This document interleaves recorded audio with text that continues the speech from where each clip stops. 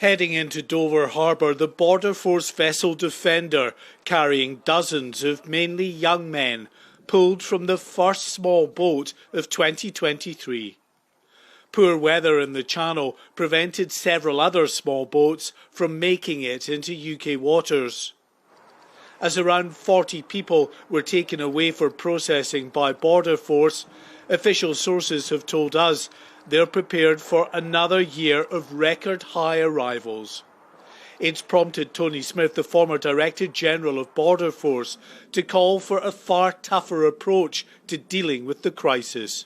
We've got to get into detaining people when they arrive here who are manifestly unfounded, abusing the system, detaining them only for a limited period, for as short as period as this. No one wants to lock people up for months and months, but get all the legal barriers, all of those dealt with really quickly under a detained fast-track process and start seeing removal. We've done it before. We did it in the UKBA. When I was there, we had a detained fast-track process and we did deliver significant removals, and that's the best way of getting control of this.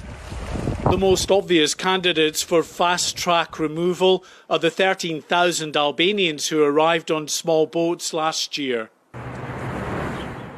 The UK government has agreed a new rapid returns policy with the government in Tirana, but so far only a handful of Albanian nationals who arrived across the Channel have been sent back.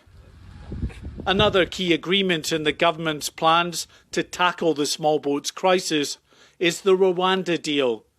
Although the High Court has now ruled the plans to process asylum seekers in that country are lawful, with the possibility of further court appeals, no flights have so far taken off bound for Kigali. It's taking about 450 days for that to be decided. Why can't those claims be decided within 28 days? Conservative MP James Daly, who sits on the Home Affairs and Justice Committees, believes, despite any obvious momentum, in the year ahead, Rishi Sunak's government has the right plans in place to tackle the Channel migrant crisis. This is the moment where we can do something about it. The question which people will judge us on is should we have done that 3 years ago and sit the years to where we are now. We knew this was coming. We knew these numbers were coming. And it's not acceptable. But I can only be a politician now stood in front of you who says, I want to look forward, we've got the right set of ministers in place, we're going to deliver, in my view, having had talks with various ministers. And that's where I think we're in a good place at the moment to deal with it. Another one of Rishi Sunak's plans will see the creation of a new Home Office-led unit, bringing together Border Force, the military and the National Crime Agency to focus more effectively on tackling the Channel migrant crisis. The establishment of a dedicated small boats operational command will see the arrival of hundreds more personnel here in Dover. But will it lead to a reduction in crossings?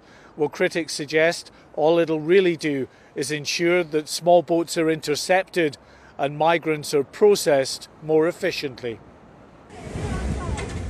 And for the year ahead, authorities are already quietly planning for up to double the number of last year's arrivals.